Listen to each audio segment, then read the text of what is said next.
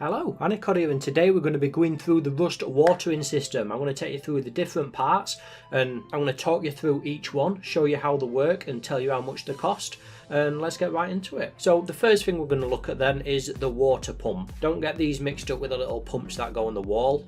These are relatively new and they can go in fresh water or salt water, and the job of these is to suck up the water and put it into either filtration systems or straight into tanks if you're lucky enough to set up a base next to a freshwater reservoir or river. These things use 5 electricity to power, and it's as simple as power goes in and water comes out. Now, to make one of these you do need a level 2 workbench, and it costs 500 wood and 200 metal frag, so relatively cheap for what it achieves. To place it, all you have to do is find a water source. Again, if you're lucky enough to have a freshwater river, you can just suck up this water and get it pumping straight into a bowser. If you live next to the sea or close to the sea, then you are going to need to filtrate the water before you put it into a bowser, but we'll cover that little step later on. So as you can see, the wire goes into the top, and then obviously you need a plumber's tool as well, and the plumber's tool will plug in out of the little spout here like you can see, and it'll also tell you your water output as well. So because this is fresh water, I'm going to link this directly up to a bowser. Because the bowser's on the roof, it will need to go through a pump first. As you can see, it'll clearly tell you that it will require a pump. So here's one I made earlier. Obviously it goes into the fluid input, and then the fluid output will go to either the bowser or the sprinkler system. In this case I'm going to put it into the bowser. Remember, the pump requires electricity, so this update now there is only 2 electricity inputs on a pump, the toggle and the power in. We're just going to use the power in, or pump power, and then remember to turn the lever so the light is green like so, and that's water then pumping into the bowser. So if we fly up here, we'll be able to see by opening it up that there's actually water inside here now. Now you might be wondering why I put the bowser on the roof. Well, long story short, if the bowser's on the roof you don't need a pump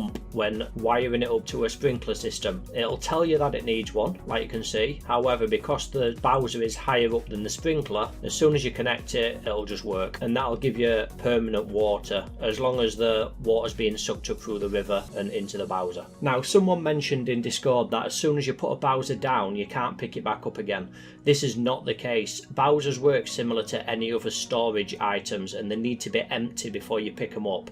So as you can see here, it obviously won't let me pick it up. However, if I look inside, that's because it's still got lots of water inside it. So I'm just going to drink the water here until it's empty, and then when you try and pick it up, it picks it up. So just remember that. So just for argument's sake now, I'm going to put the bowser on the ground floor, and we're going to wire it and pipe it all back up again. And I'm going to show you that when you wire it up here, it doesn't work, and that's because the sprinkler system is higher up than the bowser. So to get this working you would need a second pump. So if you've got the electricity and the means to do that, then fair play, but if not, just take into consideration the levels you put in each water item on, because if you get it wrong you're going to be putting loads of pumps in and using a lot of electricity to get it all powered. If you're smart with it, you can get it all done with 1, maybe 2 pumps. So just have a think about it and make your plan before you start placing items down. Now the next thing we're going to look at is a fluid combiner, not the useless fluid splitter, the fluid combiner. Now this one costs 5 high qual,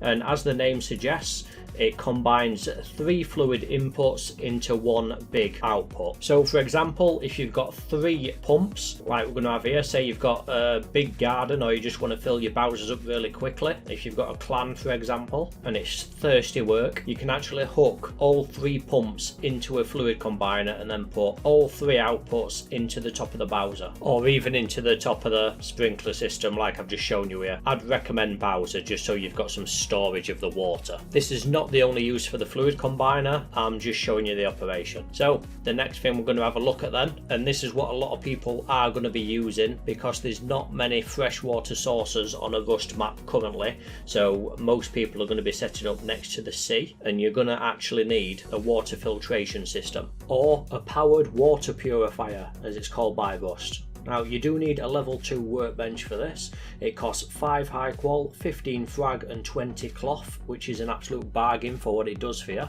To wire this up, it is slightly more complicated. You have got a little generator on the side, as you can see here, and that's what electric goes into. It costs 5 electric to power. Then you've got the black barrel and a blue barrel. The top of the black barrel, that's the water input, and that's what the salt water goes into. And the blue barrel next to it, right at the bottom, is the water output, and this is the clean, fresh water that you can use for watering your plants. And this is one I made earlier. So we've got a water pump pumping salt water through a pump because it's raised up, so we need a pump for this, and it's going into the black Bowser because that's the water in. Remember, this purifier is wired up already. It's showing that there's nothing in there. That's because it's purifying the water because it's all wired up, same as the fluid output. It's going into the top of the tank. So if we look in the tank, we've actually got nearly 2,000 millilitres of water in there. So if we just disconnect this water here, just so it gives it a little bit of time to catch up, you can actually see that it's pumping salt water in and it's pumping clean water out. So if we didn't have a tank connected, the clean water would just store directly in this tank, which isn't an issue. You can use this tank as a storage device. You don't have to use a Bowser.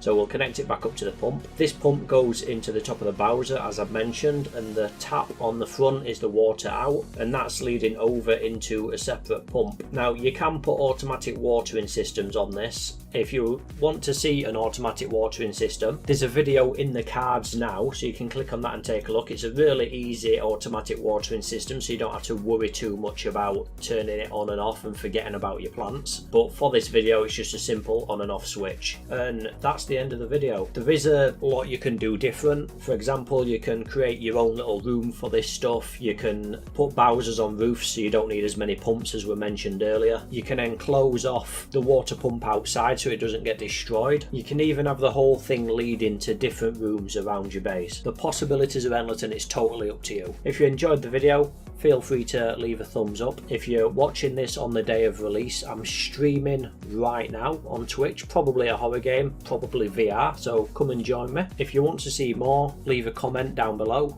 and feel free to subscribe. What's the worst that can happen? I'll see you in the next video.